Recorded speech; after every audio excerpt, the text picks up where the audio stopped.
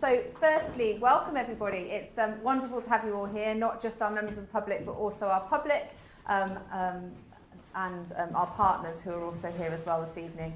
Lots of policing representatives and some representatives from our office as well. So thank you very much for braving a horrible November night, but hopefully it will be an informative evening and you're going to enjoy it. It's actually our first Your Voice in Policing, and as the Deputy Police and Crime Commissioner, I've been asked to step up and compare and make sure everybody is looked after safely. So hopefully we can all look after one another and do that. If we do have a fire alarm, we're not expecting one, but if we do, there are several members of our team who will be able to guide you out of the main entrance. We've also got the fire and rescue service here, and we've also got some policing colleagues here as well. So I would hope we'll all be able to exit the building easily with their assistance. So yes, please look after yourselves, but fire exits are signposted, so thank you. Anybody who needs to use the toilets, it's not school, you don't need to put your hand up, so if you need to use the toilets, then they're just there, so do obviously just take yourself off if you need to. Could I please ask you to turn the volume up? Yes, I mean, you have got a very nice speaking voice, but... Tell you what, Rob, I'm going to come this side. Shall I do that? Okay. Okay, thank you so much. No worries. You don't understand now. Have you got no volume on this speaker system? We'll try. We can try for you. We can try for you. All right, thank you. Don't expect you to shout. No problem at all. We want to make sure everybody can hear us. We're really keen this evening to open up discussions, and it's obviously your chance to ask questions directly of the team that are here today. We've got Philip Seccombe. He is the Police and Crime Commissioner of Warwickshire, and he is my boss. We've then got Alex Franklin-Smith, he's the Chief Constable, and then we've got Angus Eagles, who is the Chief Inspector for this area. And I'm sure they'll want to introduce themselves all individually and tell you a little bit about what they do. We chose to come here because rugby sometimes can feel a little bit, everyone talks about the north and the south, particularly with all this local government reform, north and south, and we don't want rugby to ever feel like you're the forgotten ones on the east there. So we wanted to come here and really highlight the issues here in rugby and have an opportunity to talk to you all. So we have themed the event around antisocial behaviour because we acknowledge that this is particularly topical locally, but we're also really keen to make sure that the voice of communities are heard and we can help to address those issues. We've also got our partners here, so we've got the Rugby Safer Neighbourhood team who are in uniform, so they'll be able to give you a wave, but they'll around at the back and they know the issues inside out. And if any of our questions are too tricky, we will make sure that they can step forward because they know all of the local issues inside out. We've got Rugby Borough Council here, the community safety team who work alongside the police to address the antisocial behaviour issues in the borough. We've got Victim Support, one of our commissioned services who work with victims of ASB across Warwickshire, and they can provide practical support to help those who are victims to recover, and they're here as well. They can give a little wave at the back there as well.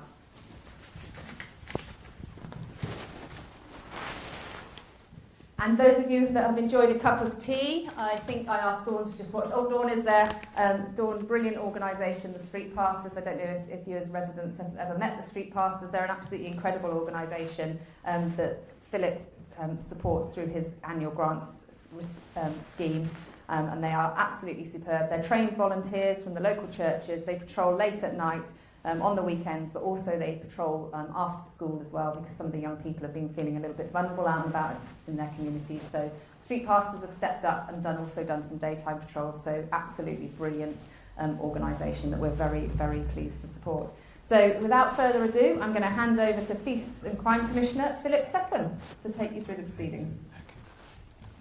Right, thank you very much, Emma, and welcome to you all. I am the Police and Crime Commissioner for Warwickshire, and Rugby is obviously one of the larger towns in Warwickshire and is a very important area for me to understand the local problems, to engage with, and to be able to come here tonight is an opportunity for anyone to ask any questions concerning crime or policing, particularly in the Rugby area. My key function is to hold the Chief Constable, sitting on my right, to account, and that means that I listen to what our residents and communities say. I try to distill what they're trying to get at and turn that into a question to ask the Chief Constable. And we meet weekly, and the minutes are published, and I think that is a pretty transparent process, and we get all sorts of questions in our office some of which apply to us, but some of which apply to Warwickshire Police. So that is my job. I was elected by the residents of Warwickshire. I am responsible to the residents of Warwickshire, and in Emma's terms, they're my boss. So really good to be here tonight. I'm just going to ask the other two on the table here to introduce themselves, and then we will get into some questions. So, Alex. Thank you, Philip. So, good evening, everyone. First of all, I'll probably start with a thank you, particularly members of the public that have taken time out to come and spend a couple of hours with us. I've been the Chief Constable for just coming up to 15 months. It's been an interesting time. There's never a quiet day in policing. And you may think, Warwickshire is a relatively small county, a relatively small police force, that we don't necessarily have the sorts of challenges that some of the bigger forces have, but you would be very wrong. We have very much similar challenges. We're all obviously resourced accordingly. We may get into a discussion on resources and finances, particularly given it was the day of the budget. I'm sure everyone was watching carefully in terms of how it impacts upon them, and clearly from our point of view, we're looking at how that impacts upon policing now and into the future. It's also great to be joined this evening by a number of key partners that Warwickshire Police not only works very closely with, but rely on. And I think many of the questions that the Commissioner will be posing to myself and Angus as your local police and area commander will demonstrate the importance of partnership working. Many of the issues that we face cannot be tackled by policing alone. And certainly if we're going to get upstream and be more preventative in our approach and try and stop some of these issues and tackle some of the causes, then very much that requires a partnership approach, those being education, council, health, street pastors and the many partners that Philip referenced earlier. So thank you for coming along this evening. I'm looking forward to the questions. I might not feel that way in 2 hours' time, but I shall be as honest as I possibly can be with you and very candid in terms of what Warwickshire Police is doing, what we have been doing and what we will be seeking to do in the future. And genuinely, particularly the public in the room, your views are really important to us. We police by consent in the UK. I don't think that's going to change anytime soon. So your thoughts and views on policing in Rugby, particularly in terms of how we can improve what we do from a local policing point of view, is really important to me and to us as a force. So look forward to speaking to some of you as well at the end of the evening. Thank you, sir. Good evening, everybody. It's great to see you. I think probably the first thing to say is, as the other two have said, is thank you for coming out this evening. You had a choice, you didn't have to, but because you clearly care about your community and about how it's policed, you've come and chosen to engage with us tonight, so we thank you for that. My name is Angus Eagles. I'm the area commander for the eastern area. Warwickshire Police is split into 3 local policing areas, and the east covers Rugby and Bolkington and the villages. So I've been here 6 months. Quick bit about my history. I've been involved in neighbourhood policing at PC level and at sergeant level. I was the beat manager in Warwick and I was the sergeant on the Stratford division as well. So this is my first time looking after Rugby, but I am really pleased to be here, and in the 6 months that I've been here I have been really struck by the passion and commitment of my colleagues and our partners, but also of the public, and the interest that you have in your local issues and wanting to see really good value and really good effective policing, and rightly so. So that's what I aim to deliver through my teams. I've got some colleagues here tonight who are genuinely some of the most fantastic people I've worked with. So I'm really pleased and passionate about the people that I've got working alongside me, and as much as I can, you have my commitment that I will do everything within my power to make the service that we provide to you as effective and as value for money as possible. What else can I tell you? I think probably the easiest thing for me to do is to get into some issues in a minute according to the questions that we've been asked, but I know that there will be other things that might be on your mind. I would really strongly urge you to engage with us, and if you're not already in contact with your local safer neighbourhood team, please do get in touch. There are various ways But if you're online and part of the online community, I'll probably mention it later, but I would really urge you to sign up to Warwickshire Connected, because we have a wealth of engagement and information that we're able to get out to you, and quickly. If you're not, there are other ways around it and other things that we can do, but certainly please do stay behind it. If you're not feeling as connected with us as you'd like to be, and you want to understand ways in which we can stay in touch with you and let you know around what's going on with policing in your community.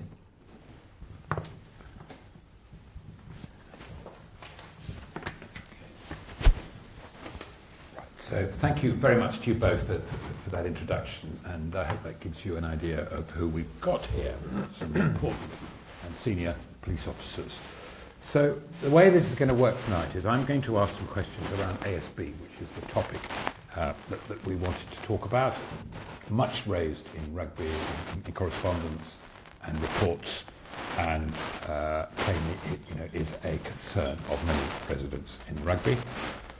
So I want to give you an insight into the sorts of things which I ask the Chief Constable on a weekly basis, and then we will look into take questions from those of you in attendance, if you've got any, and we will then guide it with, in addition to the questions that we've already had. Sorry, Emma will be on hand to guide us through this section so that your questions can be put to the right person. It may be any one of the three of us. So whilst the focus is on ASB, I understand there may be other questions which we will open up to once we've discussed some local ASB issues. We'll have time at the end, I hope, so you can spend a bit more time visiting our partner agencies who've got some stands at the back. Talk to them, hear about what they do and how they can support you in the local community. Just to note that this event is being recorded. This is so that we can share it with those unable to attend. Perhaps do some postings on our website and social media. So we do want to be transparent about how the force is held to account. So let's ask the first questions. It comes in three parts, Alex. So Operation Resolve is one of the key tactics used across the force and here in Rugby to address ASB. So firstly, can you provide an overview for those here about what Resolve is and how it's being used here in the town? How is learning from Resolve shaping business as usual activity to tackle ASB? And has there been any displacement of ASB activities into areas bordering Resolve hotspots? And how are we addressing that and trying to avoid that? Okay, thank you. So, I'll probably start by saying Operation Resolve is a nationwide operation. In large part, it comes with additional funding from the Home Office, who are obviously the government department responsible for policing. And it didn't start under this government, it started under the previous one in the latter end of their time in government. It was about increasing resources in hotspot areas, so areas where data would strongly suggest that we have higher than we would like incidents of antisocial behaviour. It also extends into violent crime, and both of those elements are priorities for the current government and were the previous one. And it's fair to say are priorities and probably have been for many years from a policing point of view. So when that initiative was triggered, each force was able to apply for a certain amount of funding. We were able to increase the number of officers and police community support officers policing in the county. And across our three policing areas, so you may not all know, but Rugby is the eastern policing area. We've then got the northern policing area and we've got the southern policing area. So three policing areas that make up Warwickshire Police. With our analysts and our intelligence teams, we looked in great detail at where the biggest or the largest number of incidents of antisocial behaviour and violent crime were occurring. And then we identified those as what we call hotspots. In practical terms, we've then increased the number of resources and the amount of time that those officers and PCSOs, police community support officers, spend patrolling in those hotspot areas. It's not rocket science. In really simple terms, the intention is clearly to act as a deterrent, to try and prevent some of those incidents occurring, but also, when they do occur, to take robust action within the realms of the law and the various powers available to us. And I do want to spend a bit of time this evening talking about what powers are available to policing and what powers are not available to policing, because I think sometimes that can create some confusion and sometimes some frustration amongst the public. So we've been doing that for the last 2 years. Broadly speaking, most of those hotspot areas across the county, we have seen some quite significant reductions over that time period in antisocial behaviour and serious violence. We've also seen an increase in some areas. Now, again, putting my simple hat on, I would argue that if you've got more officers and more PCSOs, together with partners patrolling in some of those areas, you are probably more likely to identify incidents occurring. I would also hope that it gives the local public and residents more confidence to report incidents, because hopefully people can see that policing is taking incidents of antisocial behaviour taking them seriously and treating them as a priority. We have a range of things that we can do when such incidents occur within those hotspots. So that's Operation Resolve in general. In terms of learning, well, I've touched on some of the outputs that we've seen in terms of increases or decreases in crime or antisocial behaviour incidents. We have learned that it does work. Again, being candid, I'm not surprised that increased patrols in hotspot areas has a positive impact. The reality is, we're no different to any other public sector organisation.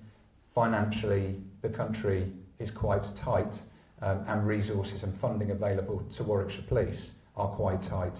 We'll probably talk about that a bit more later, and I'm sure the Commissioner will want to touch on that too. But the reality is, we have certainly found that it works. Generally speaking, the public have been supportive of those patrols. If you follow us on any of our external communication channels and various social media platforms, you will see quite a high number of examples of Operation Resolve patrols. And clearly we're keen to get the message out there, particularly to criminals and individuals who cause problems, that we are out there and we will deal with incidents robustly within the tools and powers that we've got available to us. In terms of displacement, we've looked specifically at that. Of course, it's always a risk when you flood a particular area that all you do is just move the problem somewhere else. The data is not, certainly within Rugby, is not suggesting that that has been the case. There is clearly a challenge, an ongoing challenge with antisocial behaviour within the Rugby town centre. That's come through in some of the questions. That may be some of the points that people want to ask this evening. But we certainly know from the data available to us that the town centre is a particular hotspot. We want to be agile in terms of how we approach things. So whilst we are focusing our resources in hotspot areas, if we identify, or the public help us to understand, where there are other areas that aren't necessarily defined as a hotspot but are causing significant issues, then clearly we will move our resources accordingly, as opposed to just sticking within those hotspot areas.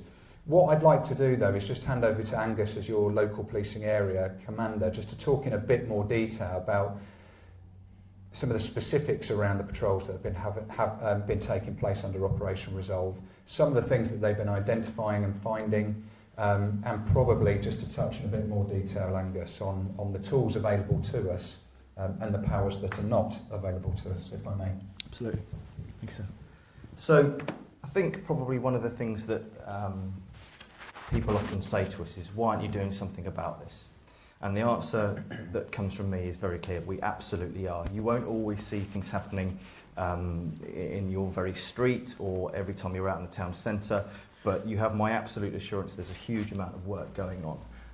And we have, by means of example, strictly speaking on the town centre, where we have one of our principal ASB hotspots, and I will go into more detail around that in a minute. And that's data driven, and that's us understanding exactly where the issues are. What we have is what would normally be an establishment of one PC and one PCSO for the town centre. We've actually chosen to double that resource, specifically because we know that through our data and through all the research and the public engagement, we know that that is where that is concentrated. I would say very much alongside what Mr. Franklin-Smith has said around concentrating on ASB as a whole, we are very keen to make sure that we are not letting the ball drop by concentrating on just one area and then it's being displaced elsewhere. So let me first of all come on to the resources that we have. So OpResolve allows us to really use some very detailed data that is monitored and collated on an ongoing basis. It is analysed, and it is particularly useful in seeing exactly where, when and how this ASB is being perpetrated. What do I mean by that in simple terms? I can tell you that, and I'm sure some of you may be aware, that we do have a group that we are aware of in the town centre at the moment who are causing particular difficulties. I won't go into too much detail because of GDPR and operational reasons, but they are young people, and we are looking as actively as possible to engage them at every opportunity, and also where we need to be robust, we will be robust. So we have an Operation Resolve PCSO who is dedicated to the town centre and walks that beat so many hours a week. He really is a phenomenal colleague, Graham Miller, who does some fantastic work, engaging with the young people where he can, and also being as visible as possible for public reassurance and for the businesses. What else can I tell you? We've also got something alongside OpResolve called the Neighbourhood Policing Guarantee, which is not Operation Resolve itself, but it is a commitment by us via being mandated by the government around having a town centre presence, town centre PCs, so that you always have a beat officer contactable within 72 hours to get a meaningful response, not just an auto reply for something that you might want to contact us about, but a meaningful response and signposting for who might be able to help with that. So that's in the process of really finding its feet. We've delivered it, and it's not been without its challenges, but we are finding the real fruit of having that as intense town centre presence as we can. But I don't want to shy away from the fact that we know that some ASB in the town centre is causing difficulties, distress to the public and business, and we are really active in keeping as engaged as possible, as engaged with our partners as possible, and using our powers where we can. So coming on to powers, there are, shall we say, limitations around how we can tackle in a robust, I suppose, classical policing way of dealing with ASB, particularly for young people. Now, there is plenty of legislation, but for example, in terms of the Antisocial Behaviour Act, we have the power to ask for name and address, but not date of birth, so that gives us a slightly weaker intelligence picture if somebody chooses not to furnish us with more details.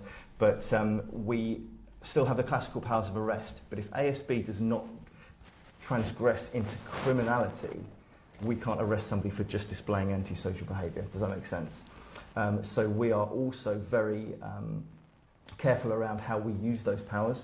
There's the legitimacy issue of not just arresting everybody left, right and centre. We, under the Police and Criminal Evidence Act, have to give full justification why it's necessary to arrest somebody. Now, the difficult balance that we have at times is the pressure not to criminalise young people at a young age, but also I'm really mindful as the area commander that where young people or anybody is causing ASB and causing members of the public harassment, alarm or distress, we really do want to use our powers to the max. So please be assured that we are using those as best as possible.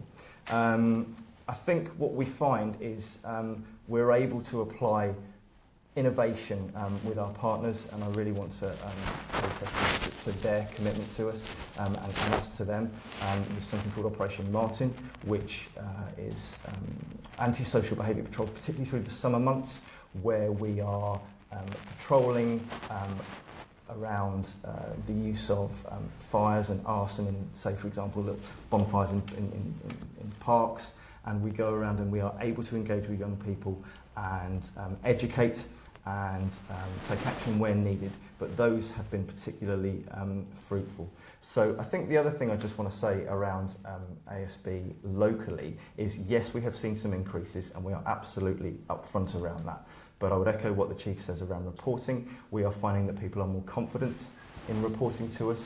We are putting ourselves out there more, and therefore we are looking for that information and being able to record it.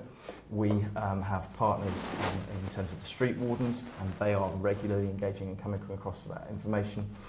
So we are finding that our knowledge of what's going on is really improving. What does that mean? That therefore means that our data is very effective. The hotspots exist for a good reason, and we are able to deploy our resources in the right place at the right time. I think that's what comes down to, what it really boils down to. We're getting the right resources in the right place at the right time. So in terms of the town centre, we are throwing as much as we absolutely can at it. And in terms of displacement, we are really confident from the data that we are analysing. Unless there is underreporting, which is always a danger, we are really confident that this is not being displaced to elsewhere. And places where we would have expected it to, for example, Elliott's Fields or Junction 1, sporadic incidents, but on the whole, absolutely not. So we are confident that we've got the right people in the right place. We've got problem-solving plan in place that's regularly reviewed. I review it. We have governance boards in place that scrutinise it in great detail, and we report into senior officers around how well those problem-solving plans are going. So, are we there yet? By no means, but please be assured that we are doing everything that we can. Just want to check I'm answering all your questions. I think that's it for now, isn't it? That is. Thank you both. Those were comprehensive answers.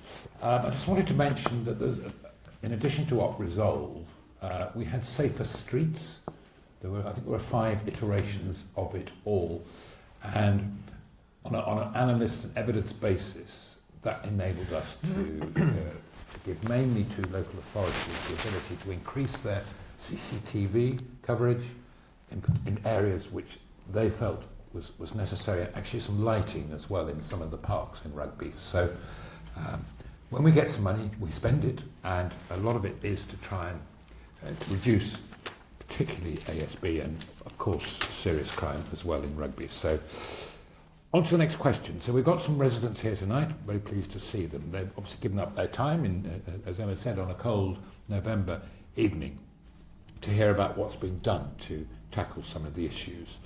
So I want to turn our attention now to engaging and how we engage with communities on the topic of ASB. So a couple of questions. Alex, what feedback has been received from the public re-ASB, and how is this influencing activity to tackle ASB? In other words, are we responding to the public's concerns about ASB? And secondly, how do you communicate successes in tackling ASB? And that should increase trust and confidence in Warwickshire Police.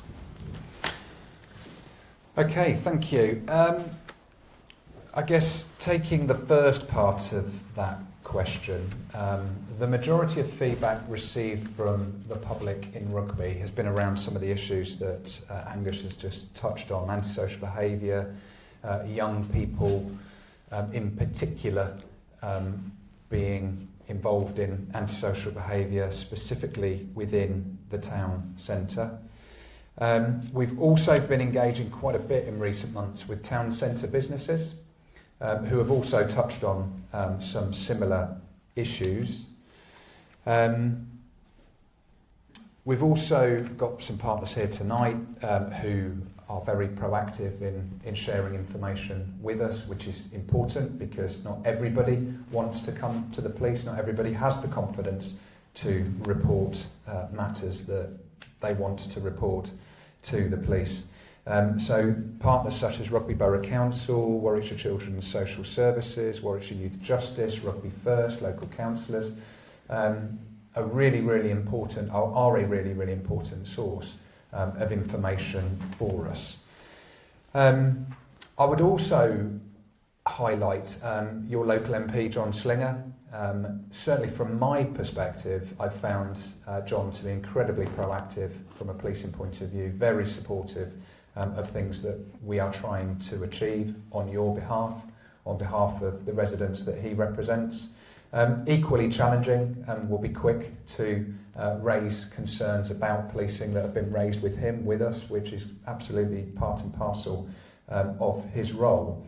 And just on that, Guy Mountford, one of our fine officers at the back of the room, has been working very closely with John to try and influence with ministerial colleagues an improvement in the powers and tools that are available to us to tackle antisocial behaviour. You know, quite often frustrated members of the public will phone the police and say, just go and arrest them and lock them up. Well, unless there's an actual crime, we can't. And quite often, if they're of a particular age, within the UK, there are many partners who have a very strong view on not criminalising juveniles. So the range of approaches that are available to us can sometimes be quite frustrating, even for policing. Some of the non-criminal powers that are available to us also require consent from the individual and, if relevant, their parents or guardians. And sadly, on many occasions, we won't get that consent. So you sometimes get into a bit of a cycle of behaviour. We also work very closely with education. So the many schools, primaries, secondaries, colleges, they're really, really important as well. And when you've got children not in school, that can often be quite a warning sign, because if they're not in school, where are they? What are they doing? And on too many occasions, we find that individuals who've either been expelled from school or truanting are getting involved in things we all would prefer they didn't. Angus will probably talk a little bit more in terms of engagement with our local safer neighbourhood teams and some of the information that's coming through that. But just in terms of the second part of that question asked by the Commissioner, how do we communicate successes? I think this is really, really important. And over the last 12 to 18 months, we've invested quite heavily in our corporate communications team. We've specifically invested quite heavily in the many online platforms. So I would probably confidently argue we're one of the few organisations in the United Kingdom where you can contact us and speak to a person 24/7 through a range of channels. That isn't the case with lots of organisations, and all of us in the room will have been customers of private sector organisations, and it's not common practice where you can get someone on the phone no matter what your issue may be. Sadly, sometimes people abuse those contact channels available to us, such as the 101 non-emergency call, and obviously 999 is there for the emergencies. But we have got all of the various social media platforms that you would expect us to utilise. I'm very alive to the fact that quite often some social media platforms are used by different demographics, so it's no surprise tend to be older people like to use things like Facebook, but you won't catch many young people on that. But things like Instagram, TikTok, it's important that we utilise those channels as well to get the messages out that we're trying to get out. We've gone quite strongly on trying to promote successful stories and successful outcomes from, for instance, Operation Resolve work that we've been doing in recent times. I do think engagement with communities and the public is challenging. It's great to see some people from Rugby here tonight, but clearly Rugby has got thousands and thousands and thousands of people, and I appreciate this is our very first event, but this is an effort, I guess, by myself as the lead for policing and the Commissioner in terms of his responsibilities, holding me to account on your behalf. We are hopeful that these sorts of engagement events will grow in popularity and will act as a further opportunity for residents to speak face to face and for us to speak face to face in terms of some of the frustrations, issues, challenges, and hopefully on occasions positive feedback about what your local policing teams are doing. I would also say here that it's incredibly frustrating the amount of keyboard warriors that exist out there. If you watch some of the posts that we put on social media, some of the really quite distasteful hatred on occasions that individuals will post, makes it very difficult when I'm speaking with our safer neighbourhood teams and encouraging them to engage with as many people across the public as possible when they're then on an individual and on occasions their families being specifically the victim of hate. And I absolutely get we live in a society where everybody wants free speech, but if I were to share with you some of the stuff that we see gets posted, I'm sure you would have a quite strong view that it probably goes way and beyond anything that could be just considered freedom of speech. So I think how we engage with the public, how the public can engage with us will continue to be quite challenging. Society feels incredibly divided right now on many, many fronts and many, many different topics and subjects.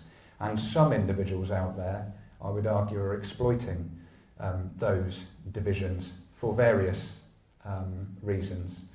And quite often, particularly in more recent times, I've found that policing, sadly, can feel like a bit of a political football being kicked around, when by and large, the vast, vast majority of officers, staff and volunteers that certainly work in Warwickshire Police are there doing their utmost to protect communities, and often are the very people who will be running towards danger when most sane, particularly members of the public, quite rightly and understandably, are running away from it.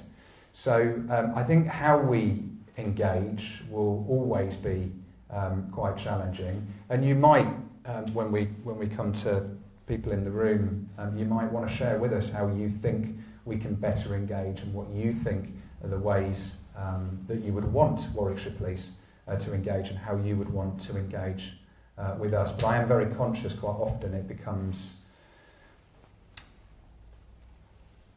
quite an individual view on how individuals want to engage. Gone are the days of just having a front counter and you have to leave your home and go and speak to someone in person. You can you can do it from your phone, and it depends on what sort of an issue, of course, you're wanting to raise with us. So those are just some of my thoughts in terms of those two questions. But Angus, I don't know if you want to say a bit more about, particularly, I guess, some of the feedback you've been getting and the team have been getting locally in response to things like Operation Resolve. Absolutely. Thanks, sir. I think, firstly, the thing about feedback is it's always actually really quite difficult to get, and to get a really accurate picture of what the majority of people are thinking and feeling about policing. Why? Because just the volume of engagement and contact that would require that. So we are trying to be as innovative as possible and think around ways of garnering as much information as possible, and to have our eyes and ears to the ground as much as possible. But policing hasn't changed despite the complexities of modern society. Talking is still our number one way of really getting to the crux of what people are feeling. So we are still actively, as much as we possibly can, and it's all directed by patrol strategies and events and engagement and planned engagements with the public. So it's not haphazard, it's deliberate, and it's around targeted themes and things like that. And that is where my teams are really out there as much as possible, talking to the public face to face, although it's difficult to be seen all the time and to spread ourselves around all the time, given the size of the team we are. Please be assured that as much as possible I am making sure that the teams are maximising that. There's nothing I have to do around that, because their passion absolutely drives them, and they do it before we even ask. But please be assured that that's what we're doing. As I say, policing hasn't changed much, and we still need the public to be our eyes and ears. So even the simplest methods of reporting, even if you haven't got online, we still encourage 101 or 999 in emergency, of course. What am I saying?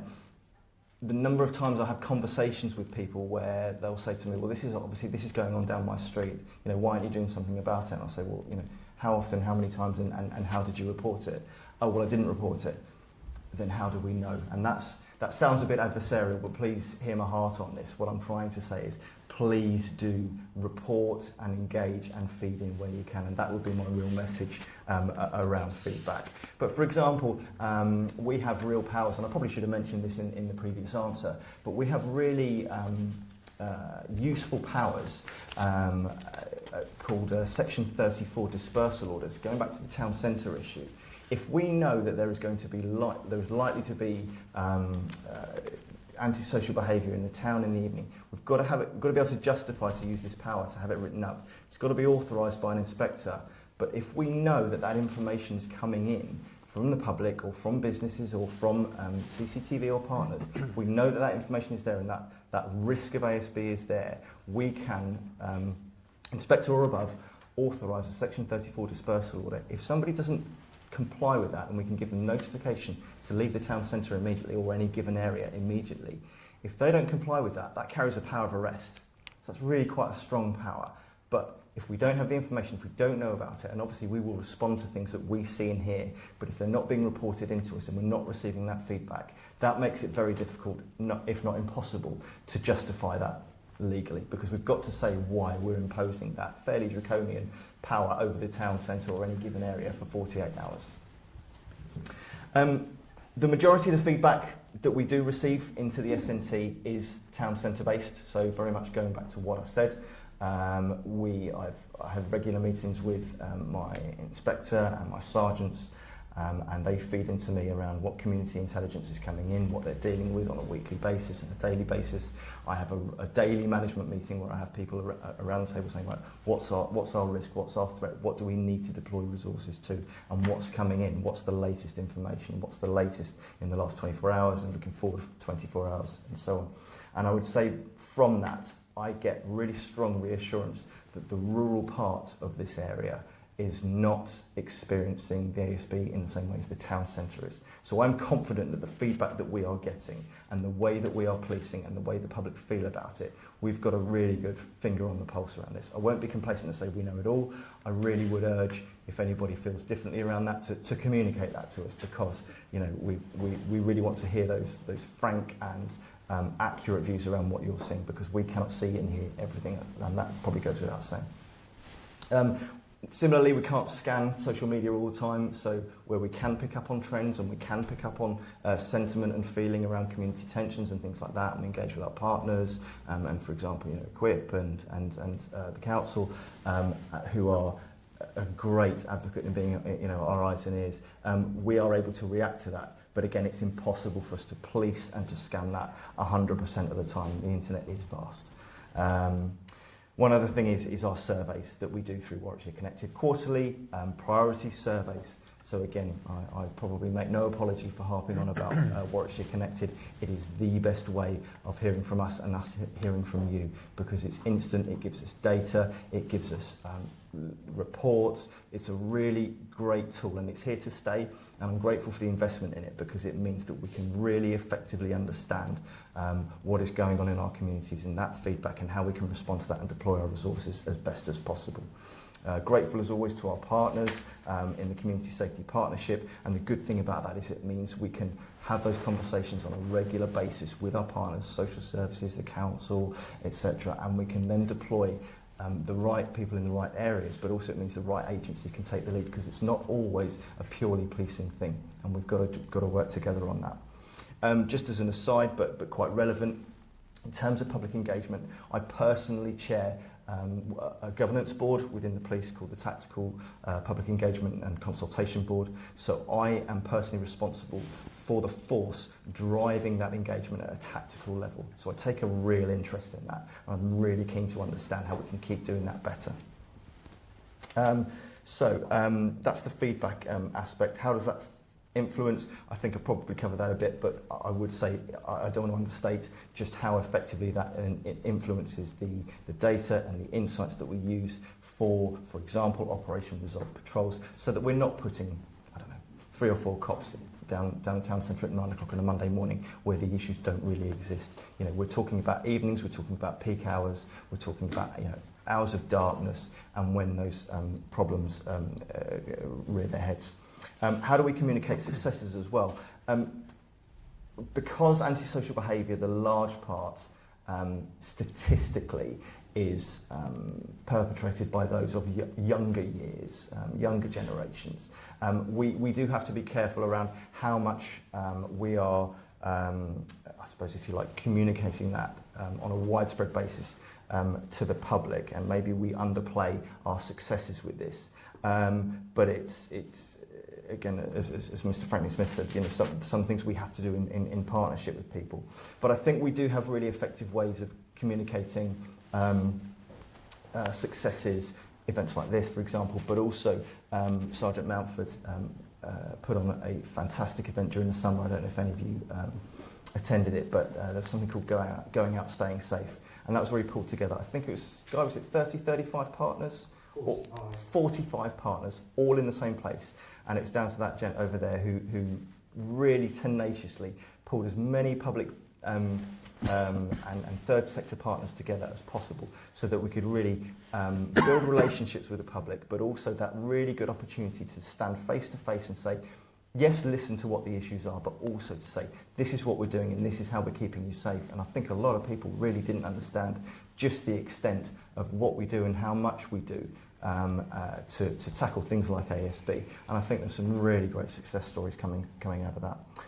But I think if I can just bring it full circle, Warwickshire Connected, if you are part of the online community, I would really encourage you to sign up, because these are the sorts of things that we can communicate to you instantly and regularly. Okay, right. Thank you very much. Yeah, and I would absolutely agree with the Warwickshire Connected link is a really good tool here in Warwickshire. Just before the next question, I'd just like to welcome Edward, who is coordinator of the Neighbourhood Watch here in Rugby. Neighbourhood Watch play a big part in reporting, gathering intelligence, and obviously doing their best to prevent and reduce antisocial behaviour. So good to see you. Also, Junaid, who's here from Equip, that was referred to earlier. He may well ask us a question, I don't know. But certainly there's been an increase in hate crime over this year, particularly during the summer, which has been of concern to the force. And Junaid acts as a conduit for all sorts of reports and intelligence coming through to the force. So thank you for what you do as well. So moving on, the next set is around current ASB and how the force monitors its performance on ASB. So a couple of questions. What are the current trends in ASB reports, and how do these compare to previous years?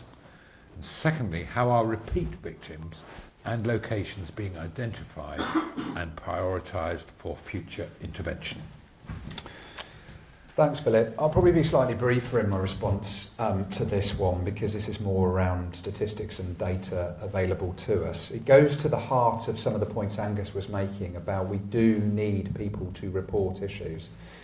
We know that crime and antisocial behaviour is underreported in the UK. Every single year, the government carry out a crime survey, and there's always a gap between that and actual recorded crime by every police force across the UK. That has been improving in terms of the gap has been reducing over the last decade. So the Home Office will argue that we are getting closer to actual recorded crime being a better reflection of true recorded crime. But we know there are still too many incidents and crimes that don't get reported, and there's a whole host of reasons for that.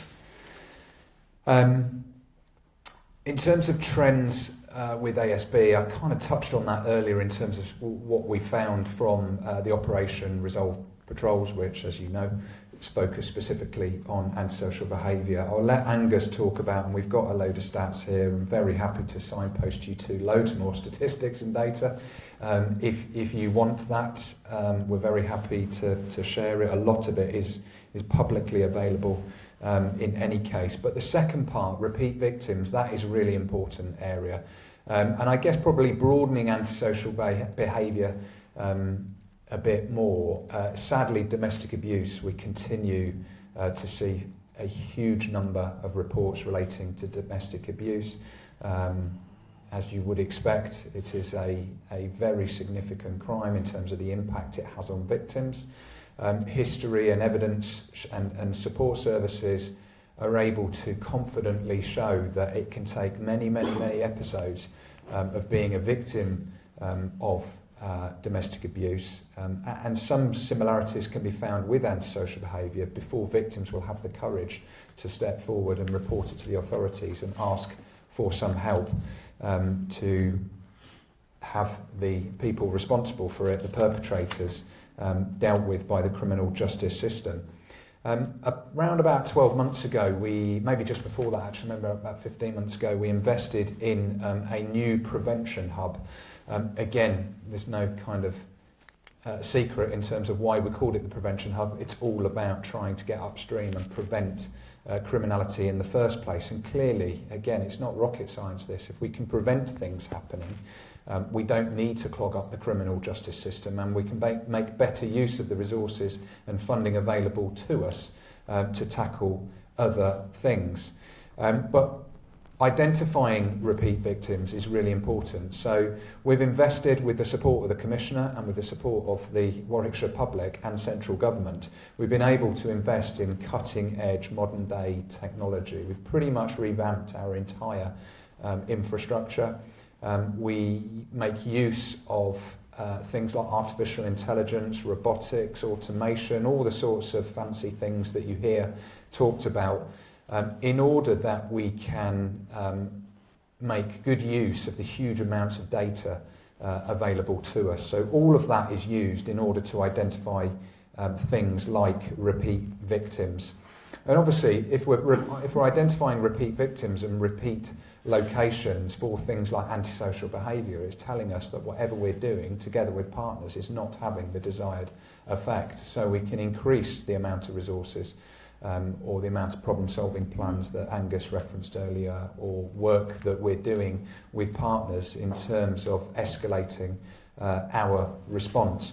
It's also particularly helpful when we charge individuals and we go to court with the support of the Crown Prosecution Service, and we're able to provide a wealth of information and evidence that demonstrates this individual has been responsible for not just one incident but multiple incidents, and therefore the criminal justice system should seriously consider what the most appropriate sanction is for that particular crime. So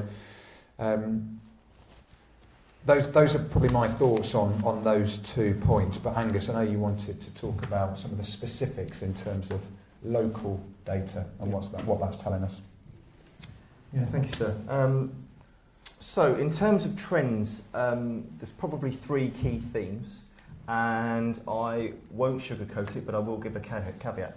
So we're seeing, as we've said before, a gradual increasing trend at the moment around ASB. We have found that genuinely that is because we are finding increased confidence and avenues of reporting, and we are finding that the more we engage with the public through not just online methods but the face-to-face avenues like Couple with a Copper and schools events and things like that, the traditional face-to-face neighbourhood policing events, that's where that flow of information comes from. So I would say, as we are seeing an increase in reporting, it is due to a number of factors. Also, not least, the government, and rightly so in the Home Office, are particularly clamping down on what we call the Home Office counting rules.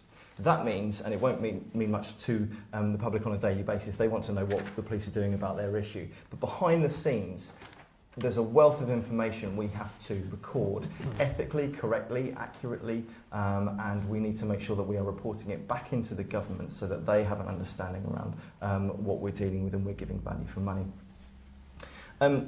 Let's take, for an example, a hypothetical situation where there's an issue in the street with somebody playing football that's causing a nuisance on a regular basis.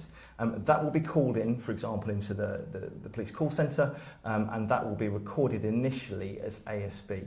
What we have to be very careful to do, and we haven't been so great nationally as a service doing this, is then if that football, say, breaks a window through an intentional kick of the football, that then turns into criminal damage. What am I saying? That ASB then becomes a recordable criminal offence. So we have to be very careful and specific around how we are recording that.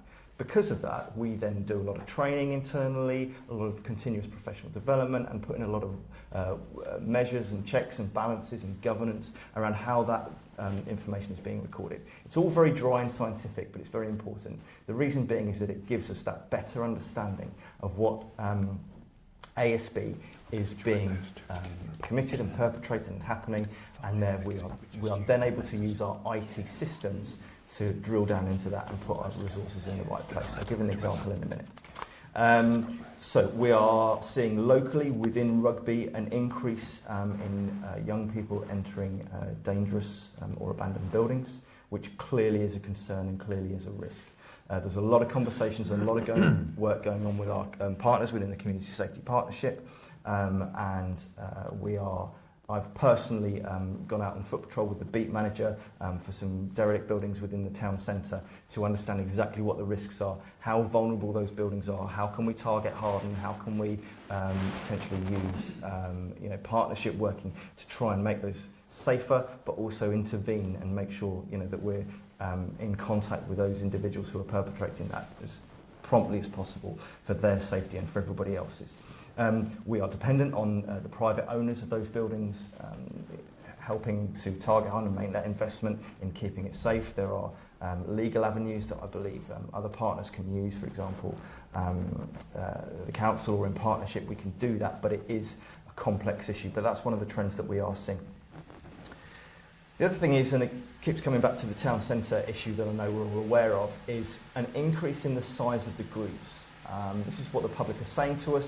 Whereas before we might have seen perhaps, say, 3 or 4 people or 5 or 6, those groups have, say, a core of a few people, but then there are more on the periphery who are finding their way into that group. They might not necessarily be perpetrating that ASB, it might just be the core, but what it does mean is that when you see a larger group, that heightens, amplifies the perception of antisocial behaviour, and that's something that we're really trying to drill down into and make sure that where we can get alongside, divert, intervene to assist and support, for example, young people who might be gathering of the evenings. We really want to try and maximise those opportunities. And thirdly, we are seeing, sorry, bear with me, there was another one.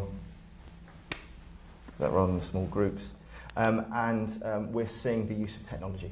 So this goes back probably about 10 to 13 years, particularly on the BlackBerry network, which resulted in some public disorder.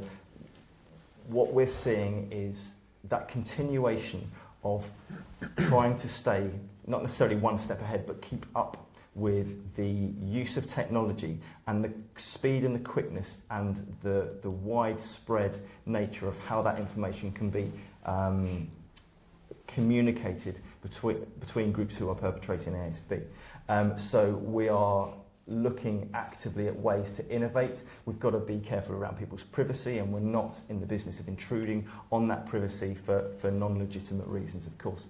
So we have a challenge there, and I think there's a real opportunity around engagement. So we're always going to welcome ideas around that and how we can do that, but that's another challenge that we're seeing where the speed of which information from, for example, social media platforms, particularly as, I'm almost in my 50s, I don't use TikTok or some of these apps that I've never even heard of, and therefore I've got to get with the times, and I've got to understand really what our target audience and our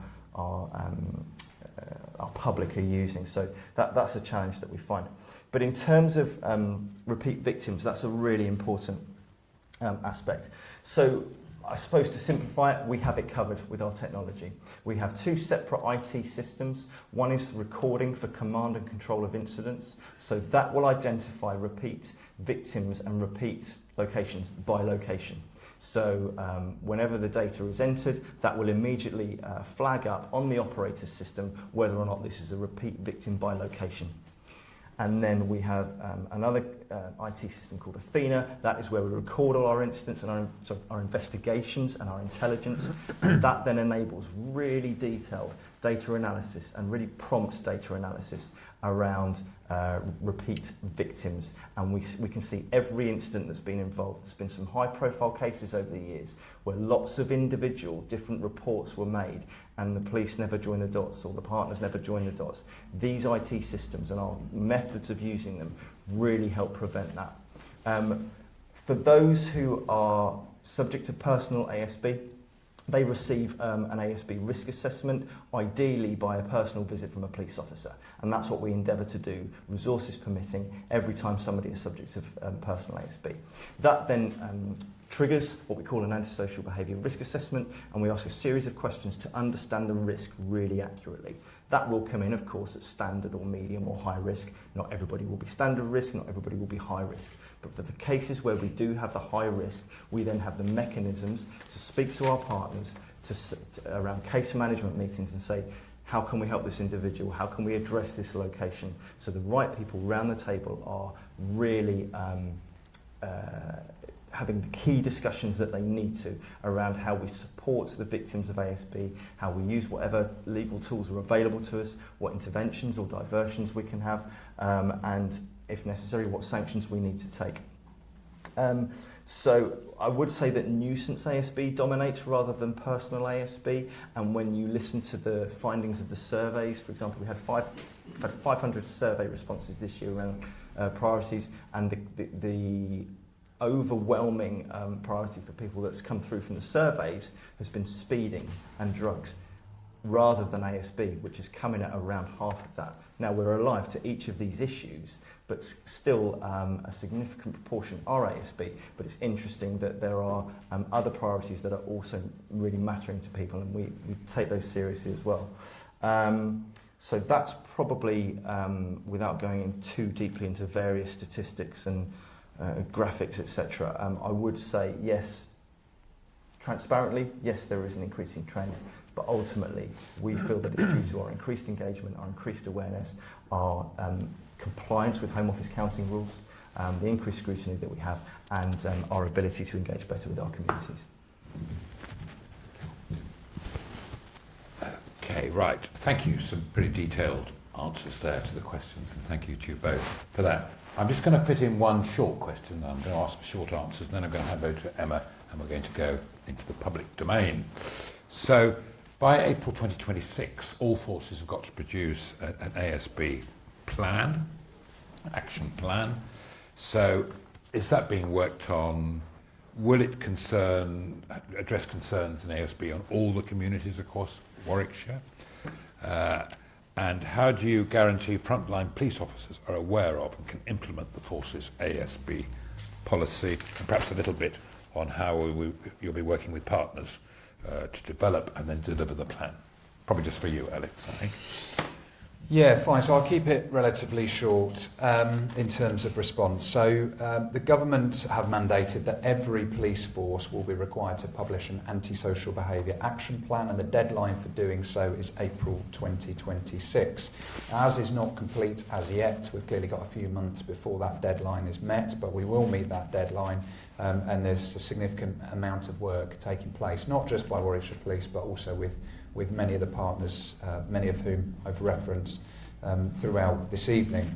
Inspector Jack Zielinski, as part of Warwickshire Police, is leading on that plan, working with all the safer neighbourhood teams and policing area commanders and their local teams to ensure that we have got a plan that not only takes account of the national mandates and national directions, but is tailored to local needs. In simple terms, I think this is the government trying to ensure greater consistency in approach to these sorts of issues across the UK, and to try to avoid a bit of a postcode lottery when it comes to what the public can expect. So it will be published, it will set out very clearly what Warwickshire Police are pledging and committing to doing. So from a public point of view, you will be able to see what that looks like.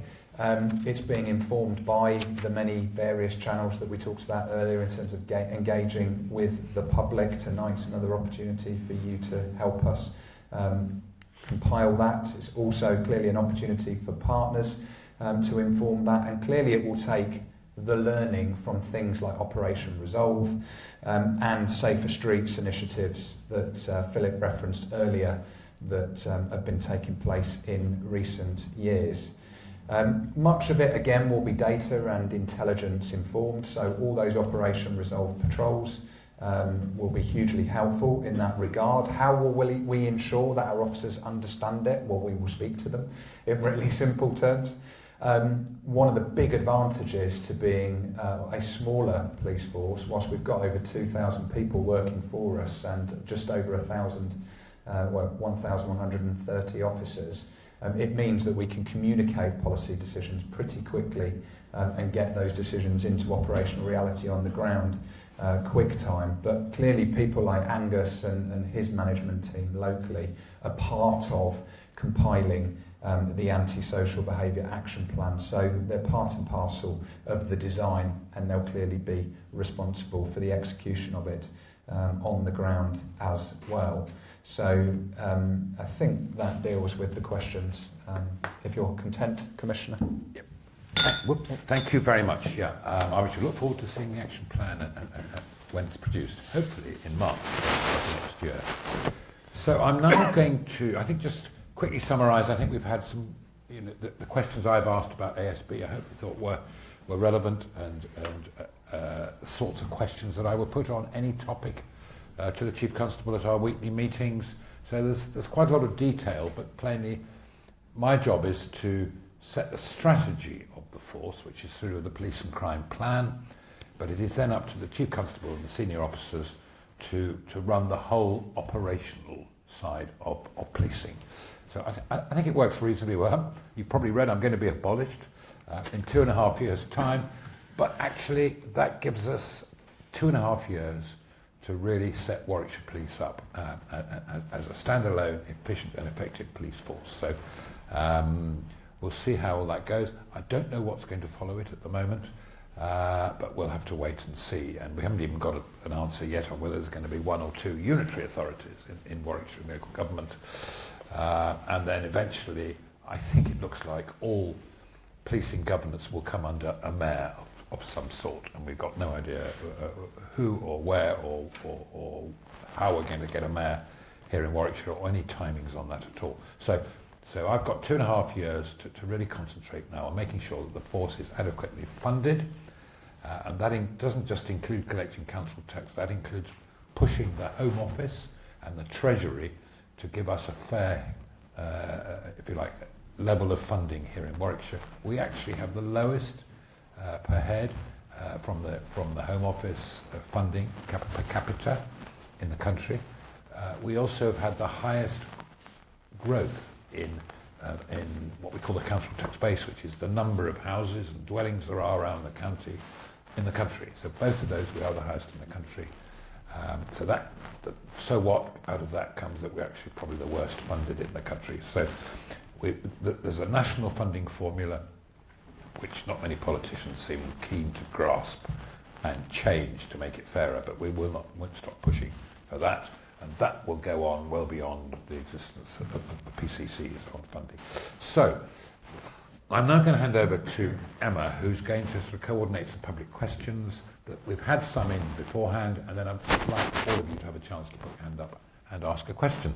Over to you, Emma. Thank you very much, Commissioner. Just whilst you're all thinking about what questions you might like to ask, just picking up on that particular bit around value for money, very mindful that as the Chief Constable said, the public purse is not getting any larger, and I just wondered how within policing on the front line, Angus, you mentioned that you've doubled your town centre resource, and that OpResolve obviously was funded by last year and it's been funded again this year.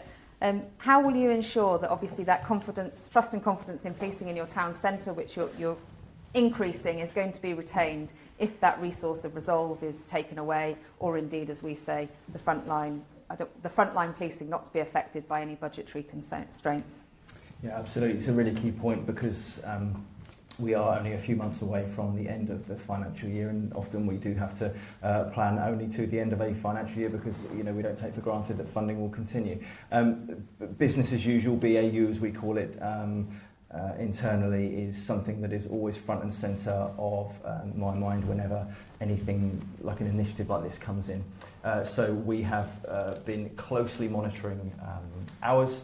We have been very particular around how we get as many hours for Operation Resolve, which is a requisite number of patrol hours, into being deployed by officers who are on duty rather than relying on overtime, etc. So at the moment, yes, there is some reliance on that funding, but I have a number of ideas ahead in the next couple of months, particularly going into January, where once we have dealt with the real peak demand for the run-up to Christmas and all the events that might attract that ASB, to really looking very closely at the hours on a daily basis with our duties team. Got a really dedicated duties team, and with the other two area commanders within the force, to strategise and on a really tactical level on a daily basis with the hours, making sure that people are what we call evented. And it means that I'm looking at my list of available officers and PCSOs. Yes, we have a dedicated PCSO at the moment around Resolve, but yet again, can't take that for granted.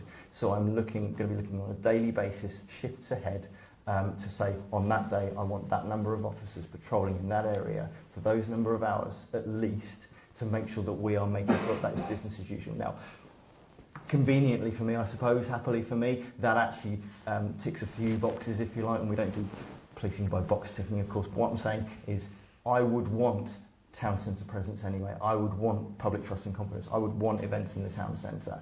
And so by making sure that I'm fulfilling that number of patrol hours, providing that visibility, providing that reassurance, under making up Resolve business as usual, I am actually fulfilling a few other things, and it all ties together. Does that make sense?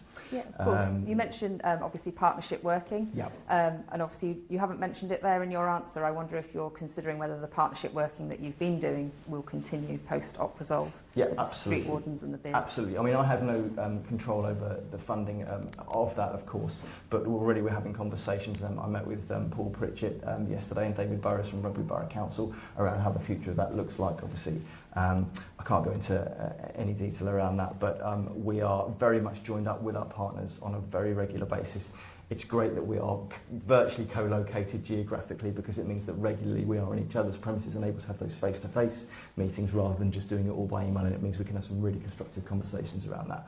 The Community Safety Partnership, anyway, is a really strong, established, it's not reliant on future short to medium term funding. It really is a well-established, strong partnership, and we are, it's almost, I suppose, if you like, a permanent fixture of our working, which means that we, and that's something in the right way I do take for granted. I do expect that we will continue to always have those conversations, to always do that partnership working, always do that collaboration. Does that answer your question? Yes, thank you very much. We've had a couple of questions. One of the gentlemen is here today, and he's happy for me to ask this.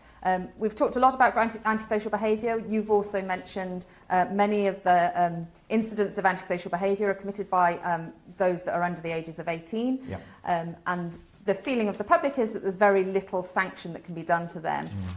Do you think police officers are well enough equipped to be able to deal with those under 18s, and are they dealing with them, or is it something that goes a little bit ignored? I'll probably keep it as factual as I can. I think that the difficulty that we have, and my team's experience, is we are struggling to have a wealth of powers available to us to tackle, I suppose, not necessarily the root causes, because that comes through partnership working and various other initiatives, but at the very public contact, at that moment of face-to-face contact and dealing with the options available to us, we have a challenge at times to be able to have something that is really effectively going to deal with something in a way that is more than just putting a sticking plaster on it. So, for example, if I haven't got sufficient power or a sufficient justification to implement a Section 34 dispersal order that could carry a power of arrest if somebody doesn't comply with it, if I haven't got enough information to be able to do that, what powers of arrest, if you like, are available to me? Well, there's sometimes, it's difficult, but sometimes there's a breach of the peace being committed. Okay, we have that. But you don't want it to stray into criminality, which would carry a power of arrest, but wouldn't always carry a power of arrest. You've still got to justify that. And that's the difficulty, because we can't just, I suppose, as a matter of course, arrest somebody and take them into custody. It's not always the right way anyway. But sometimes I think that lesson of being brought into custody and seeing that environment and thinking, an individual thinking, this is not the way I want to go. That's very difficult for us to do. So the short answer really is I probably would like, personally, I would like more powers, but I think it's obviously a national conversation that's got to go on in quite some depth, and there's all sorts of consultation and legal processes for that ultimately have to go through Parliament. So that we're quite a way off that. So for now we are as innovative and creative and as proactive as we can be. But I do admit that sometimes that can fall short on public expectation, where they might say, well, why don't you just arrest the loss of them type thing. That's not always possible. Couple of follow-ups on that one. Just factually, can a dispersal order be utilised for under 18s, or is it just those that are over 18? Absolutely, yeah. And it's very clear at the point, for anybody who's not seen it firsthand, we're very clear with them. We give them a map. We say, this is the area that you are now excluded from, and we don't just, draw any old map. We intelligently, again, use our data and our professional judgment around where we think that behaviour might affect the public, and we draw a clear line around it. They're left in no doubt about it, but it also means that if they do breach it, we can't always bring them into custody, but we are able to then take them home to, say, parent or guardian and have that really serious conversation.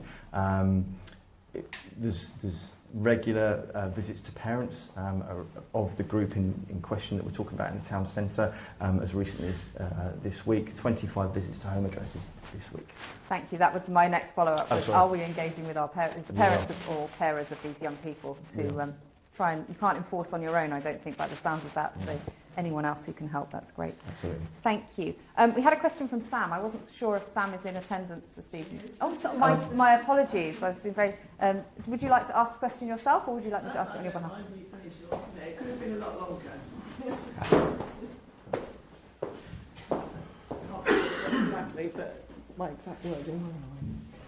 Yeah, what are the police going to do about the antisocial behaviour in St Andrew's Gardens, the old Trinity Churchyard, off Church Walk, which is around all the old derelict buildings, of course, that you mentioned before? A multi-agency approach is needed to target this increasing ASB hotspot, with the police, the council, the church working together to stamp out the problems once and for all. Residents want to know definitely what action will be taken and when. There is so much I could say about this. There's probably enough contained in that question for you to know what I'm guessing at. Yeah. I'm a local resident. Yeah. I'm at Elsie Road, on the side that backs onto the churchyard, and there are about 10, 12, 14 houses that know all too well the depth of the antisocial behaviour. What I will say is, talking about your calling it in, most of the residents are very, very reluctant to do that, I guarantee you. Yeah. This is, sorry. No, it's fine, absolutely. Once I've got started. This is partly because they perhaps don't think they can. They're thinking they're going to be a nuisance. Oh, it's just kids. It's not always just kids. Sometimes there's some serious stuff with groups of quite threatening and intimidating adults. They are also worried that there will be repercussions because it might be obvious where it's come from if the police suddenly turn up.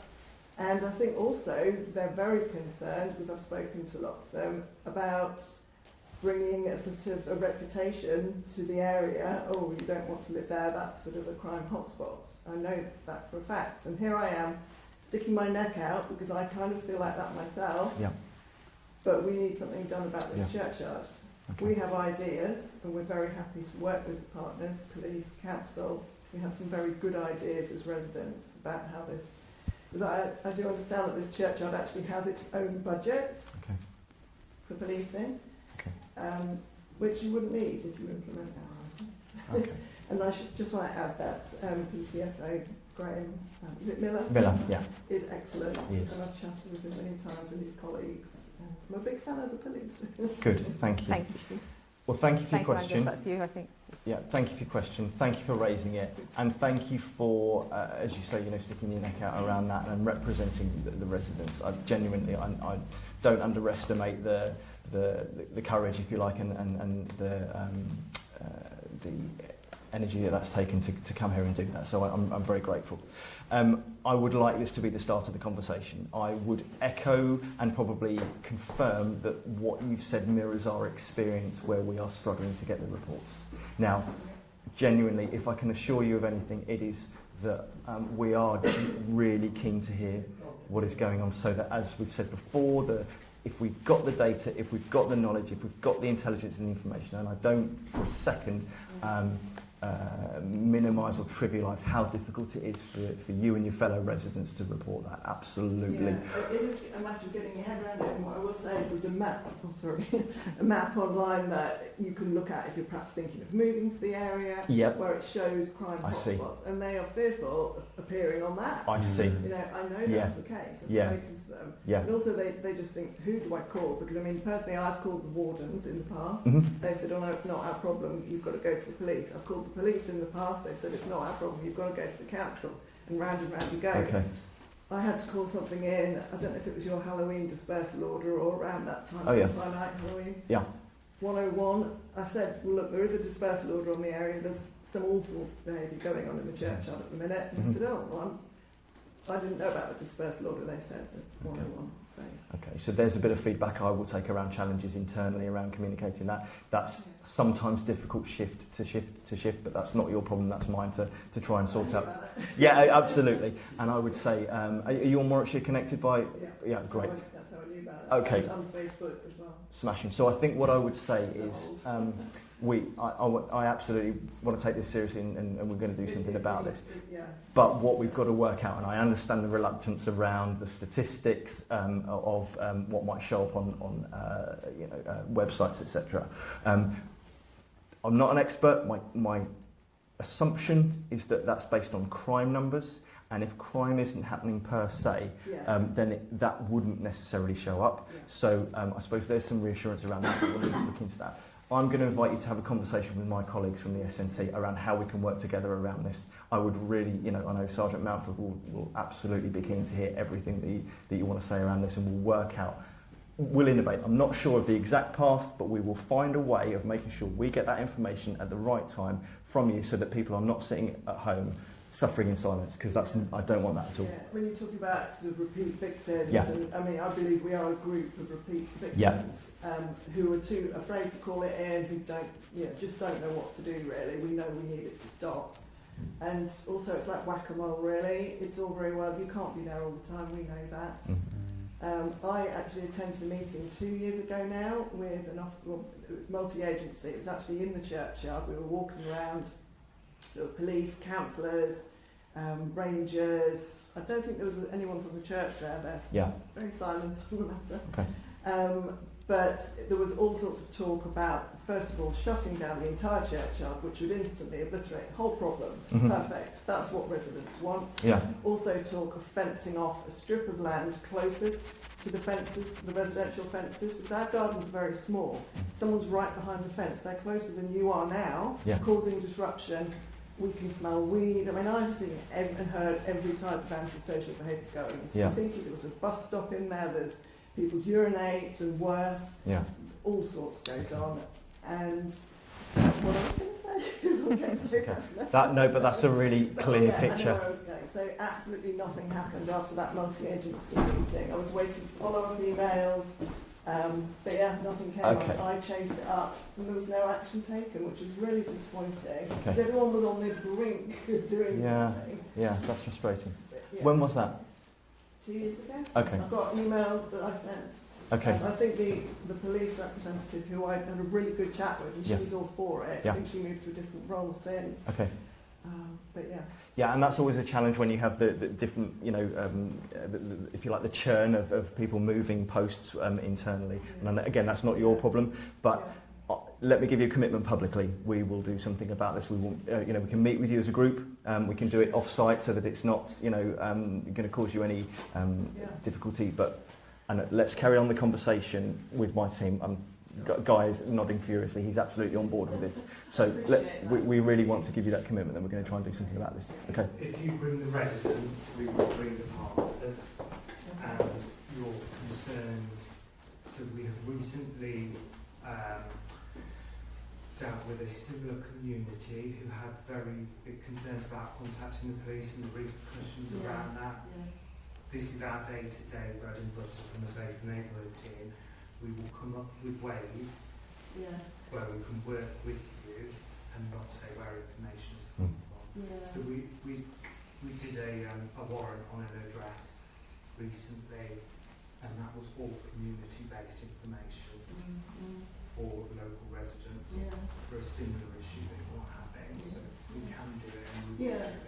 I appreciate that, and I think rather than just trying to say, oh, there they are doing it again, let's go and move them on, I think it needs something bigger. Oh, I agree. More sustainable than that, like closing it off, fencing bits off, because there's one camera and they go outside the camera, which happens to be right in the residential bit. And that's where they do all their bad things. Where we have the power and the resources, we will do what we can. Thank you But very thank much. you. And Thank you for that Sam, question. and thank you for that public commitment from policing to support that. And if you can bring the residents and you can bring the partners, that does come sort of round to another question that we've had, and that is, how can people report anonymously? Because obviously people are quite mindful of that. You've highlighted it here. Is there any way in which people can report anonymously There for is antisocial behaviours? Crime Stoppers is the classic. It's tried and tested and is proven to work.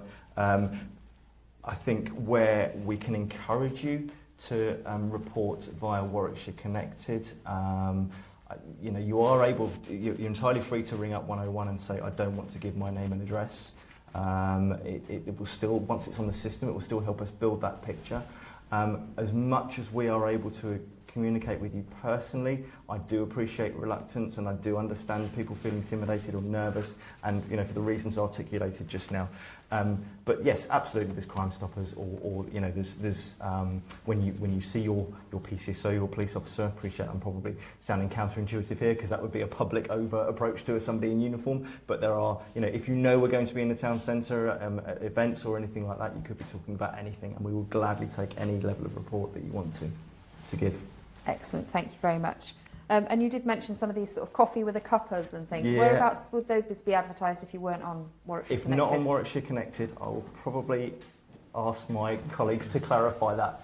We do advertise a range of locations, so it will be advertised on Warwickshire Connected, it will be advertised on Facebook, we will go to posters there, so we do go old school and put posters up in the venue, local shops that people visit, and we also have key partners, we also advertise.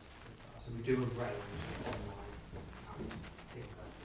Excellent, Just- thank you very much. You'll say look on the Watch Police's website as well. We're all listed on there. Excellent, hopefully everybody picked that up. So lots of places where you can pick up those adverts. Just come on the back of that quickly.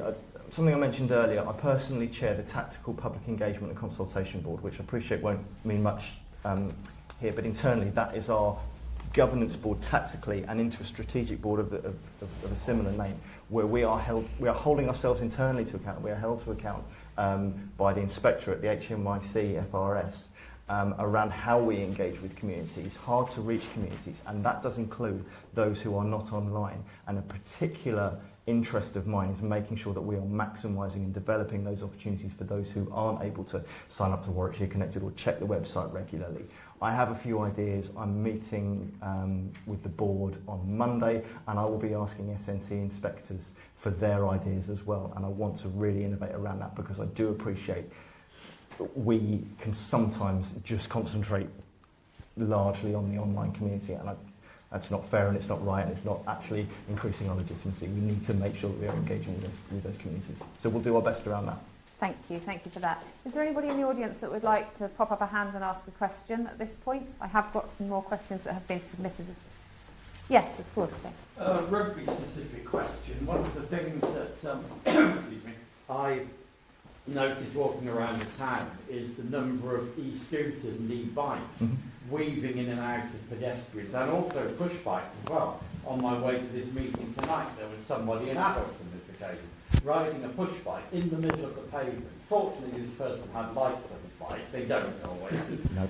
And I'm partially sighted, so it's a double thing for me. But anybody with mobility problems, who's older, I've been knocked down by a bike. Fortunately, I got up, but not everybody will. And this is in broad daylight. Yeah. So, and these things I point out, these things are already illegal. Riding an adult-sized bike on the pavement, it's illegal, correct me if I'm wrong. Yeah. Riding a privately owned e-scooter or e-bike on a pavement or on a public road is illegal. So, wouldn't it be good to enforce these laws? Thank you. Thank you for your question, and absolutely it would, and yes it is, and yes we do. I think probably starting with cycles, the age-old question. I've just got a flashback from when I was 11 years old and was riding on a pavement and saw a policeman come down, and I jumped off that bike so quick, and I've never forgotten it, and it terrified the life out of me. However, the difficulty is that availability, not availability of officers, but having, would I love a copper on every street of every town all the time so that they could enforce things like this? Absolutely I would. Without sounding too negative about it, the reality is we don't have the resources to do that all the time. And something like riding on the pavement is a found committing offence where we absolutely need to find them doing it at that time. So I know it's not an ideal answer, because it's something that I really would. Yes, it's a menace. Yes, it's frustrating, and it's dangerous. And the Road Traffic Act is something that we, have an entire unit dedicated to within the Roads Policing Unit. But again, the difficulty of putting those resources everywhere all the time is just nigh on impossible. E-scooters. Do you want to, when you finish. Yeah. So just quickly, e-scooters. We have operations that we periodically run around e-scooters. The difficulty with e-scooters that we encounter, and we do seize them regularly, but again we have to find committing. We can't just seize them. They're effectively treated like motor vehicles where they need tax insurance and MOT, and the difficulty with it is we have to find it committing. The power of those e-scooters and the demographic of people that use them, which does tend to be young people. Please don't think I'm demonising, I'm just factually saying that young people tend to use them. The speed at which they ride and the risk that is therefore presented around, for example, pursuit scenarios is very difficult to manage. So whilst we run periodic operations around it, we largely try and concentrate around education and prevent that in the first place, because I agree, it is an issue, it is dangerous, it is alarming, and it's something that I wish we could do something about 24/7, but we've got to, again, catch them at it and stop them, and there's the risk. That's quite frustrating. I think you've got the vibe there that policing are frustrated as well, but the Commissioner has led on a piece of work in this area. That was a really good question. About 6 to 9 months ago, I went to the Blind Dogs Association. We talked about e-scooters. This is for partially sighted, and obviously those who have no sight. And it wasn't only e-scooters, it was actually electric cars caused the problem. And I think I fully understand, if I walked along a street with my eyes closed, I understand that you just don't, not aware of some of these things that are going on. So we are trying to, as a group of PCCs, we're trying to at least get the manufacturers have a bit more warning when they're reversing or going forward, or starting from a stationary position, so that the partially sighted and those that are blind are aware. I know those blind dogs are really good. but they may not hear an electric vehicle or an e-scooter either. So it is an important point, and it is being pushed at a national level. Thank you very much. So yes, something happening locally, something happening nationally, but as I say, I think it's a frustration felt by many. There's another question, and it's quite an interesting one. It's in relation to community protection warnings, and how does somebody who has been a subject to antisocial behaviour, harassment, is a community protection warning something that's appropriate for that? Perhaps that's probably for you again, Angus. I do apologise. No, that's quite right. It's a fairly niche question in that you have to take every individual case on its merits and its legalities, and we're offering a proportionate response to that. We have almost a sliding scale of different measures open to us, that being one of them. The community protection warning notices and community protection notices are slightly higher up that, so that would point to a particularly persistent issue where other measures and interventions and diversions might have failed. We might have lower level interventions to start with, for example, something like an acceptable behaviour contract. Now that's not necessarily legally binding, but that's something where, for example, if we were visiting parents, we would sit down with them and say, right, this is the ABC, do you want to sign up to it or not? Often we get engagement, and they do, great, and that almost heads off at the pass any need for a CPNW. But further down the line, if they don't, we then go to the next option and the next option and the next option. But again, there's certain legal circumstances where we can and where we can't. Say, for example, implement parenting orders, they've got to be attached to a conviction, and you've got the unfortunate situation there of like that necessitates criminality first, and you don't want to get to that stage. So where we can intervene and where we can head things off at the pass, we do, but everything is on its legal merits. We do have the ability to apply for them with our partners, and when we evidence build if they're breached, that then goes to court, and it can be really quite a draconian thing. But certainly, for your reassurance as a public, the neighbourhood policing guarantee is being cascaded in various levels. Level 1 or phase 1 is an education and equipping, a training of PCs, PCSOs who work within neighbourhood policing. It's professionalising it, and it's giving them all the information they need and all the education they need. We've all been through it, every single one of us, chief inspectors included, I think superintendents included. We have a 100% completion rate, so I can say that everybody on SNT and Warwickshire Police has been through this training, and it really educates around these different measures, orders, and under what circumstances you would use them.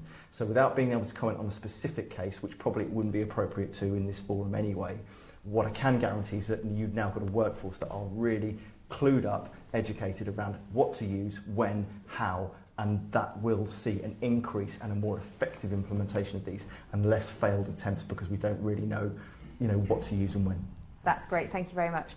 One back to you, Alex, I think probably for this one, to the Chief Constable. Obviously we've talked a little bit around, Angus brought it up, around personal ASB and repeat victims. I'm really mindful that those repeat victims, you said, are likely to get a visit for a police officer. We've got victim support here this evening. Are those people, how assured are you on the victims' rights that those victims of personal ASB are being offered the victim support that they should be? So, as you would expect, any person in a senior management role should be all over the data, should be driving performance, should be holding people to account. Someone who's stayed particularly quiet this evening is our Deputy Chief Constable David Gardner. Now, David and I have spent all day talking about things like performance and how we effectively drive improvements forwards with the resources available to us. So I am assured that victims, and in particular repeat victims, are getting, broadly speaking, the service that we commit to deliver. In some areas, I'd say there's a better service in Warwickshire than I see in some other areas of the country. And I don't always want to bring that back to resources and funding. But one of the benefits of policing a county like Warwickshire is I find that our neighbourhood policing teams tend to get to know their areas incredibly well, That means they get to know repeat victims incredibly well. They also get to know who the offenders are incredibly well. One of my frustrations around repeat victims in particular is the current challenges with the criminal justice system. Many far more experienced and eloquent speakers than myself have spoken quite openly in recent times about the criminal justice system it being in crisis. Lord Leveson, many of you will have heard that name, has been leading a national review talking about some of the challenges with that. You'll have seen in the news yesterday that Lord Justice Lammy is talking about potentially totally revamping the way in which trials are heard by juries and potentially having just judges alone make decisions on certain crime types. I think the reality is, if the criminal justice system as a whole doesn't support victims, and in particular where that includes repeat victims, that is sending out all the wrong messages. Perhaps in part that goes to some of the causes of criminality and why too many people out there think they are untouchable. And actually, even if they do get caught, not an awful lot is going to happen. So I'm deliberately broadening the argument here because policing is just one part of society and one part of the criminal justice system. But I can certainly assure you that we spend a huge amount of time looking for assurance in terms of the services that we are delivering. Obviously, as the leader of this organisation, I want us to be the very best we can possibly be. I am not for 1 minute saying we get it right every single time. We will make mistakes. We will under-deliver on occasions. And on some occasions, there may be good reason for that. Whether we explain that in an articulate fashion so that people understand, probably we can always do better in that regard. So I'm certainly not sitting here saying we get it right every single moment of the time. But there's huge variables in policing. We are not producing widgets. We're not producing vehicles. There's lots and lots of things that affect policing demand. But we absolutely will do our very utmost to respond to what the public need and expect us to do. And in terms of that assurance, certainly myself and the wider senior leadership team spend a significant amount of time. And obviously above that, the Commissioner every single week asks searching questions of me and the force in terms of our performance. Thank you very much for that one. Obviously we're getting close to Christmas and we're going to have some retail, lots of people, busy retail areas. You've already highlighted, Angus, that your town centre, you've got a bit of a challenge in Rugby. I'm sure that both the local businesses and those that are here today, members of the public, would really like to seek the assurance from you that retail crime is a priority for Warwickshire and equally for Rugby, to ensure that those that are shopping are protected, but also the local economy. Yeah, absolutely it is. And again, this is where we work with our partners, but also we have our internal partners. And for the very reason that retail crime has become so high profile, we have a dedicated business crime team. It's a group of officers headed up by a sergeant. They report directly into a colleague of mine, another chief inspector and area commander, and they are based across the force, and they specifically target retail crime. Now, they will be acutely aware of the period that we are approaching and actually find ourselves right in the middle of, and they are, I don't have their figures, but they are phenomenal in the amount of outcomes they achieve through tackling retail crime and indeed organised retail crime. I can't go into too many operational details, but one of my own investigation teams as well has recently charged some individuals with some really high-level, high-value retail crime organised on a significant basis. So whilst I suppose the public perception might be that the police are not interested in it, and I won't call it shoplifting because it isn't. It's targeting businesses, targeting large-scale businesses at times, but also this is people's livelihoods that we're talking about. I would give you that reassurance that from a safer neighbourhoods team point of view, in terms of engaging with our partners and building that trust and confidence with our partners, and I don't underestimate the strain that they are under with the difficulties encountered with, for example, ASB in the town centre, etc. But we have a number of operations, plainclothes operations, patrols of retail areas.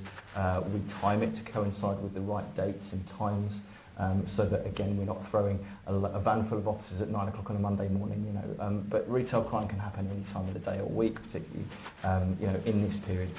But also we have something called Op Ashore, which is a Christmas time hours of darkness patrol strategy to again make sure we are getting the right people in the right place at the right time. High visibility, robust use of powers, proactive use of powers, stop and search, and things like that. So I've completely forgotten the name of the organisation, but the partnership that Derek works for, DISC, yes, and WRCI. WRCI, thank you. So we've got that Warwickshire Retail Crime Initiative, completely escaped me, sorry, who we have close liaison with on a regular basis to make sure that again we're maxing our use of partnership working and our own powers. Thank you very much. I think we're talking there, aren't we, about the stresses of budgetary constraints. It's been talked about lots and lots about efficiencies, but being really truly data-driven and putting those frontline officers where they're really, really needed. Lots of data analyticals there. Chief Constable, you've been in force now for 1 year. Do you have any reflections over the last 12 months? And what's your vision for Warwickshire Police before we move to the Commissioner to close? I've got lots of reflections. Some positive, some not so positive. And interestingly, I was with our entire executive team today, and we were reflecting on the last 12 months, and more importantly, talking about where we want to go in the next year. So one of the really important things for me when I was fortunate to be appointed into this role was to revisit our mission as a police force. So every organisation out there, or any decent organisation out there, will have a very clear mission that their organisation signs up to, but more importantly their workforce sign up to. And in really simple terms, it spells out what that organisation is there to do. For us in Warwickshire Police, that had not changed for 18 years. So 4 chief constables had come and gone during that time, and I make no criticism of their decision to retain the previous vision. Each leader of any organisation is responsible for making that decision. But for me, if you think 18 years, 2 decades, that's a huge amount of time during which the demand on policing and public sector services in general has massively changed. The makeup of our workforce has changed considerably. We have a huge number of young in-service officers. We've been very fortunate to grow in terms of officer numbers, percentage-wise, more than any other police force across the UK. That brings challenges in terms of training, learning, development, and getting people to a position where they're competent to do the role.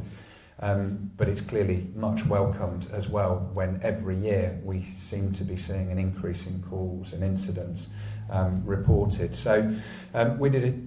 And you may have read about this, and you may have attended some of the World Cafe workshops. I was speaking with a member of the public who's here tonight earlier this evening, who attended the one in Rugby.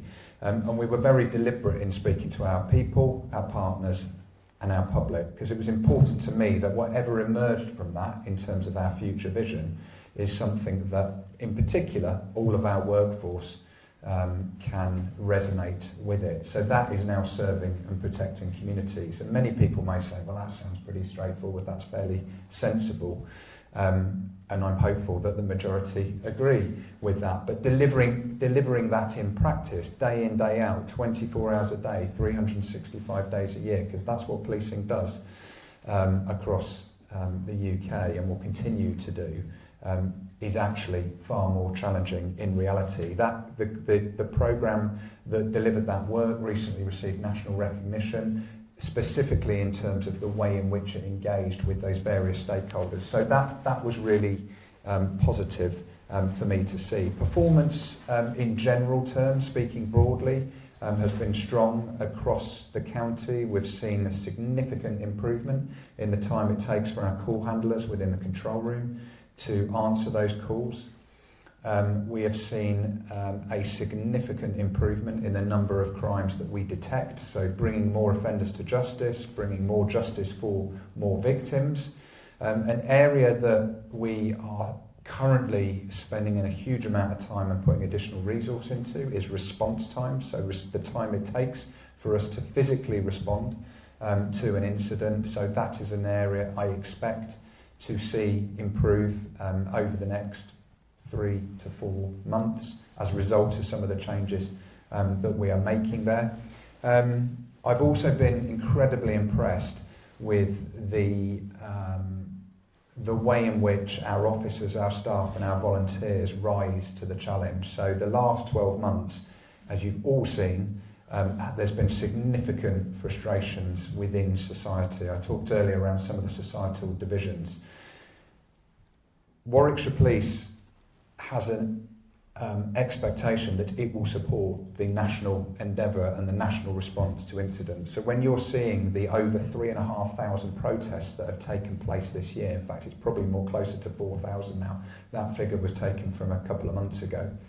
Warwickshire Police will often be asked to send resources to support that. So when we saw rioting in London or further up north, 9 times out of 10 there will be Warwickshire officers who are forming part of the national response to that. We've had protests in the county ourselves, particularly up in the north of the county. We had the recent football event with Aston Villa and Maccabi Tel Aviv. We were sending officers to support that. So, and the reason I guess I share some of that is because I think if you're a member of the public who hopefully doesn't have too much to do with policing, because usually people don't contact the police because to tell us they're having a great time. We're not that sort of an organisation. It's useful for the public, I think, to be aware of the many things we go to. Things like child sexual exploitation, human trafficking, modern day slavery, organised crime, cybercrime. Warwickshire Police is dealing with all of those threats. And I know the majority of tonight is focused on antisocial behaviour, which does blight communities and it does affect quality of life, as has been very well articulated by Sam earlier this evening. It's helpful, perhaps, for the wider public to understand some of the things that we're dealing with. And just finally, just to talk a little bit around demand, 66% of calls to policing have nothing to do with crime or antisocial behaviour, which might surprise some. It doesn't surprise us because that's what our people on the streets and villages of the county are responding to. The fact that the health service is in a challenging position doesn't help policing, because where do people go next? The next emergency service. So too much time is taken up by our officers, our staff and volunteers going to things like missing persons, concerns for safety, mental health, and some of those police officers are not best placed to deal with some of those issues in society. So moving forwards, I'm really keen to work with all of those partners that can play a part in really tackling the causes of some of the things that we deal with, as opposed to us tackling the symptoms. And quite often, I would argue that certainly some of the things we've talked about tonight, we've failed, society has failed, policing on occasions has failed, because we're dealing with things when they've got too bad. So tackling issues in schools and education is incredibly important. So lots of positive thoughts on the last year, lots of frustrations as well on behalf of the people that I lead. But I can assure you that you have got a workforce who are absolutely committed to coming in, day out, to do their very best on your behalf, despite all of those many frustrations, many of which will probably continue for some time. So those are my general reflections. Thank you very much. And as you say, it's about prevention and partnership working, and I think that fundamentally policing can't police their way out of everything. It's obviously partnership working as well there, and that was well highlighted by the Chief Constable. I'd like to hand over to the Commissioner, who will close for this evening. Thank you. Right, I'll say a series of thank you at the end, but thank you for coordinating that part of our public meeting tonight. So I think I've picked up 5 messages tonight from the public. The first is the advice to you and I think you do and will continue to do, is always report ASB and crime. There are ways of doing it, if you like, without giving your name and address, which I'm sure your meeting with the force will begin to give you more information how to do that.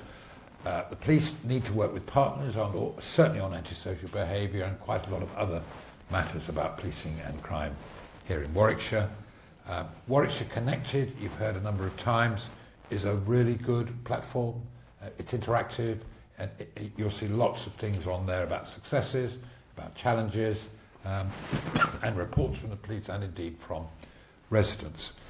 St Andrew's Gardens plainly has been flagged up as a particular like hotspot for antisocial behaviour and other crimes, and I would very much hope the force would address that problem and come back to you with a solution.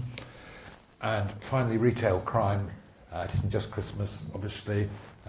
Retail crime is a blight on all of our retailers.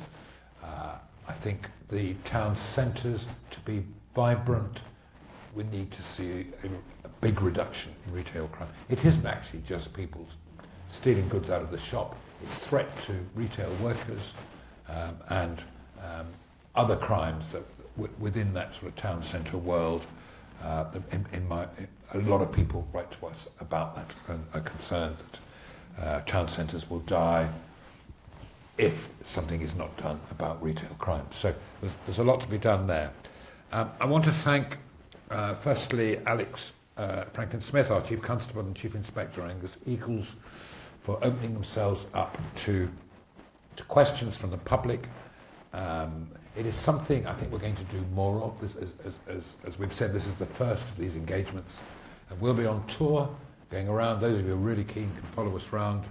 I'm sure we'll go to places like Nuneaton and Leamington and Atherstone and Stratford, amongst others, so that we can... I think it's really important that... I've been doing this job for 10 years. Now this is actually the first Chief Constable I've had who's been prepared to be keen to come out to do this. Tonight, I think we've probably got more quality than quantity of the public, but nonetheless, we've received some interesting messages. I want to thank those who come to support us with displays, victim support, street pastors, and I hope that you might just have a quick chance to have a chat with them before you go. They are very much part of keeping Rugby safe. I want to thank all of you for coming. And I think I have always understood the impact that antisocial behaviour has on individuals and communities, and that's why this was selected as the topic for this evening. And a lot of correspondence comes into our office and indeed to the force about antisocial behaviour. And I hope that tonight you've had some insight into how seriously it is taken by the police force, how there are mechanisms whereby to respond to concerns, or indeed when antisocial behaviour moves into a crime. So always report crimes on 999.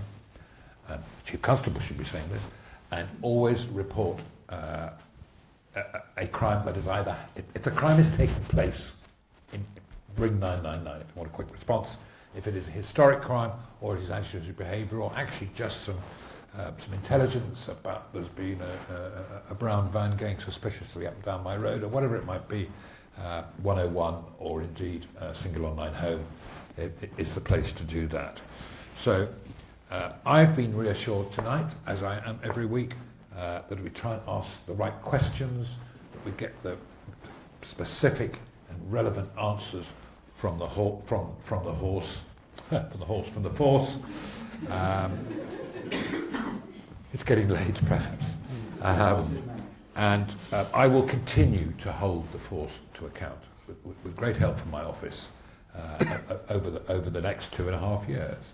And it is a really important part of my job, is to make sure that police get the messages from our residents and communities. So I encourage you all to keep reporting to us.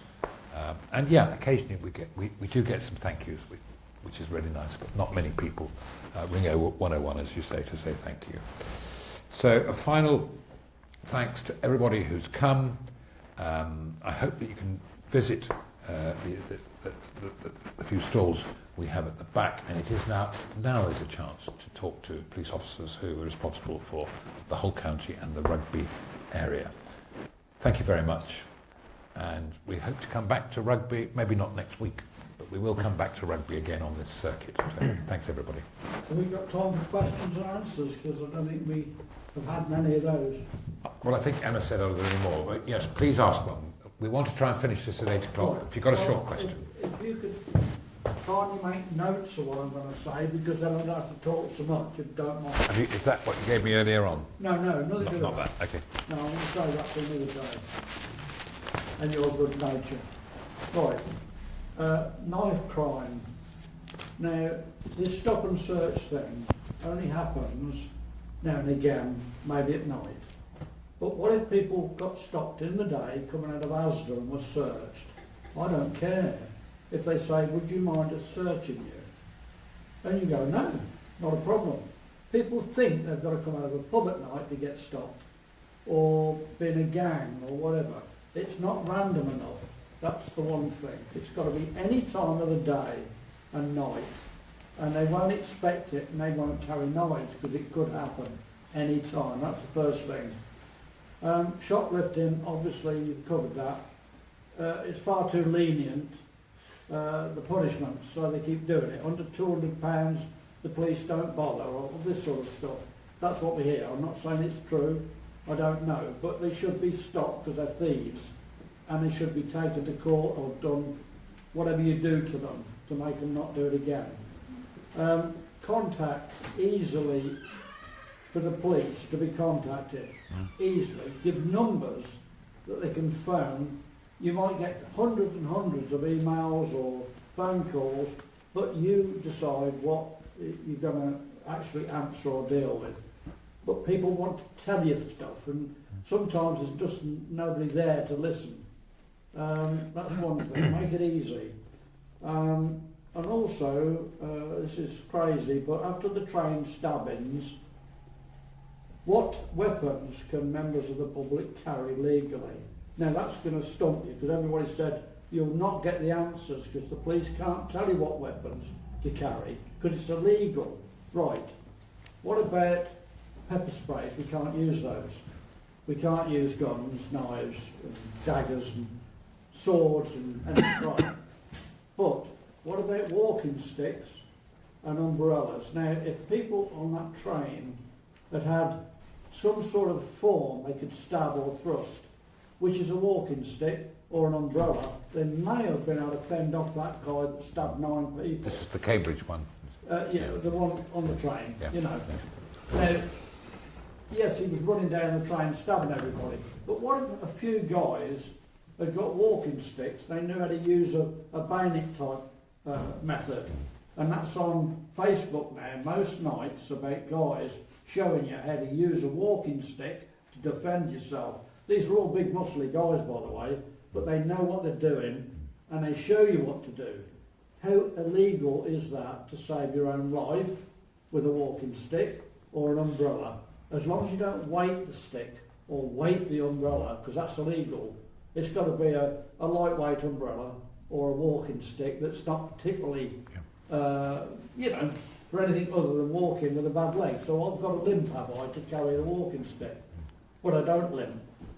But I might get one. Okay, so that's about it. a good list of questions. Very briefly, I'm going to ask the Chief Constable to come back. Have you got the list? Yeah, I've made. So thank you for the question. I'm conscious of time, so I'll try and cover a response to each of those. So stop and search. There is no such thing as random stop and search. That would be illegal.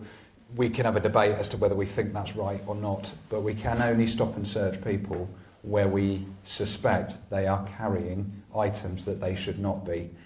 So that comes back to, we need good intelligence, we need good reporting, credible reporting, but there is no such thing as, I can't just tell officers go out, stop and search whoever you like, irrespective of what suspicions you may have. But stop and search is a good tool. It is a powerful tool. It's a particularly powerful tool in terms of taking knives and weapons and guns and all those very harmful items off the streets. In terms of retail crime, kind of touched on that a bit earlier this evening. You've kind of gone to the heart of some of the frustrations that I think many of my police officer and police staff colleagues have up and down the country around ensuring that the criminal justice system works on behalf of victims and works on behalf of retail businesses in this case, and making sure that the punishment fits the crime.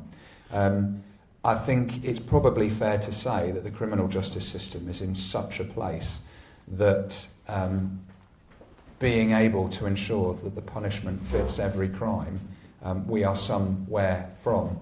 I'm not a politician, I'm not allowed to give a political view, but I am also a member of the public who resides in the county of Warwickshire, as well as being a police officer, and I've got my own views on that particular topic.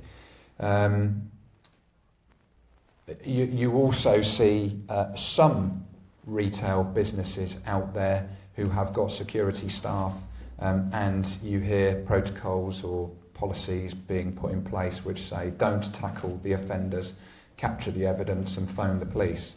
To a degree, I can understand why, particularly why such policies may exist, and that may well have followed security staff receiving injuries for their efforts, but there is a reality here. There are thousands and thousands and thousands of retail businesses up and down the country. I haven't got the resources to put one and double them up as security staff for every retail area. So again, I guess it comes back to some of the things we talked about earlier. If there are hotspots, there are repeat locations, repeat offenders, let's tackle them and go after them and put them before the courts and hopefully get a sentence that fits the crime. In terms of contact with the police, I would confidently argue that Warwickshire Police, no different to any other police force in the UK, has got more contact channels than most organisations out there. If you phone your GP surgery, you are highly unlikely to get straight through. Well, you're not going to get straight through to a doctor. In my experience, you're lucky if you're going to get an appointment the same day. And you have to call within a certain period of time. You may not even see the person that you were hoping to see, and that's not me having a dig at the health service, but they are another public sector partner. We have pretty much every single social media platform out there. We are accessible online. We also accept that not everybody wants to contact us online, but a good chunk do. We have 4 stations that have front counters, that have opening hours where people can come in to the police station and talk to a member of staff. We also have the 101, we have the 999, they're 24/7. Now, not every time when you call 101, you are going to get through in 1, 2, 3 minutes. And of course, people have to appreciate that I don't have call handlers sitting there waiting for the phone to call. In fact, only last week I spent some time listening firsthand to some of the calls coming into our control room, and it was literally one after another. Sadly, this time of year, a lot of road traffic collisions with bad weather, darker nights, etc. An awful lot of that coming in. But as I say, I would confidently say policing is one of the few organisations out there that's got more contact channels than most organisations. And actually, post-COVID, there's a large number of public sector organisations that have closed things like front counters and will say the footfall doesn't justify keeping them open. We will continue to invest in all of those contact channels, but equally so, moving forward, we'll continue to review that, and there may be some elements of it that we need to tweak, particularly as technology advances. And then final point, you talked around weapons. This is kind of goes to the heart of legislation in the UK. We're not lawmakers, we're here to enforce the law. And there's many spectators out there and critics of what policing should and shouldn't do in terms of enforcing the law. And there's lots of those commentators online as well. But yes, self-defence, people absolutely can use self-defence. Depends on how that is used, and if individuals go to court either as witnesses or victims or offenders, it's for them to justify what action they've taken. Clearly a horrific incident that occurred on the train, and fortunate, I guess, Well, there you're weren't not more able significant to injuries. say we can carry a weapon. I know that. Well, you can't I carry know. a weapon, can you? But- But What would people do that would be reasonable? Like carrying a walking stick when they haven't got a bad leg. Let's be straight about this. But if somebody's trying to stab you to death, we're not on about pinching your wallet as well. I mean, going to kill you, like on that train, and you've got a walking stick, you'd thrust it in his eye or in his face, because you are now going to die. Well- It's slightly different. yeah, but you would. My honest view is you would do everything you can to save your own life, wouldn't you? Yes. But if that goes to court, it will be for the individual to justify why they took those actions. So I couldn't sit here just like nobody else. I didn't expect you to. No. People said to me, if you ask that to the police tonight, they won't answer it. So Well, I am you answering waste it. your I am time. No, answering they it. have said this. Oh yeah. No, Yes. well, okay, They fine, won't but answer it. I Yeah. said, well, they might. So let's ask the question. Yeah. Can you carry? Well, I'm going to get myself, if I don't go to London, I don't go on trains, I don't do a lot of stuff, but I'll probably get myself a big walking stick so I can go hiking round Draycott or something. And if anybody attacks me, I can stab them in the eye or bash them over the head if they come at me with a knife, not a walking stick.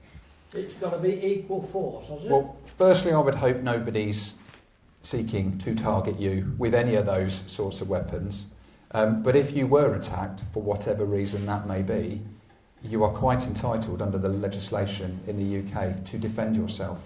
Thank you. But if that goes to court, it will be for you to determine. And as I am not a member of the judiciary, it would be wrong for me I to didn't want you to. try and give advice on the best way. I'm also not a martial arts expert, so But well, you're going to hit me with that way. Well, I did wonder, Rob. I did wonder. I'm very mindful that we've got individuals. I'm really happy if we want to take this conversation offline, but I'm really mindful that there are people here that have given up their evenings, and members of the public who may have families to get back to. Thank everybody but we for drawing us closer to the police. This really did work tonight, because people now can contact you. Yeah, thank you, Rob. They can Thank you very contact much. And we feel we're part of the whole setup now, together. great. Thank you. We appreciate that feedback. Thank you. Good, thank you, and I apologise if you didn't catch That's all right. catch the speaker's No, eye. no. She did ask the public questions. Brilliant. Well, thank you very much, everybody. We've slightly overrun, but I think for good reasons. So, with my being chair of the Safer Warwickshire Road Safety Partnership, I wish you all a very good and safe journey home. So, thank you for coming. Thank you.